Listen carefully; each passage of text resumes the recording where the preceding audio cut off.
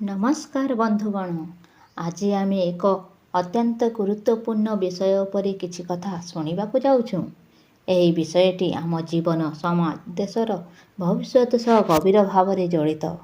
मनुष्य जीवन में अनेक जिनिस मूल्यवान, किंतु सेगुड़िक मध्यरु सर्वोत्तम हेउछि शिक्षा। शिक्षा हेउछि सेही आलोक जहाँ अज्ञानर अंधार को दूर करे। आज यही रचना माध्यम आम शिक्षार अर्थ, आवश्यकता एवं मनीष जीवन में यह भूमिका विषय जानिबा। समय नष्ट न करी ओडिया रचना शिक्षा। उपक्रम। शिक्षा मनीष जीवनर एक अत्यंत आवश्यक और मूल्यवान अंश। शिक्षा बिना मनीष अधूरा। यह मनीष को सचेतन, संस्कारी और सभ्य करे। शिक्षा माध्यम मनीष निज भितर लुचि रही प्रतिभा को चिन्हि पारे एवं समाज रे निजर स्थापन गढ़ी थाए। तेणु कहुए शिक्षा हेउछि मनीषर सत्य आलोक। वर्णना।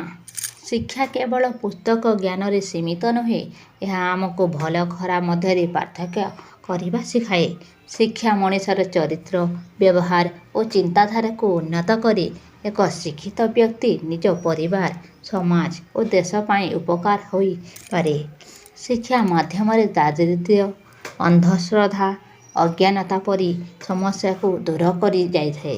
आजिर जुग हेउछि विज्ञान और प्रजुक्तिर जुग।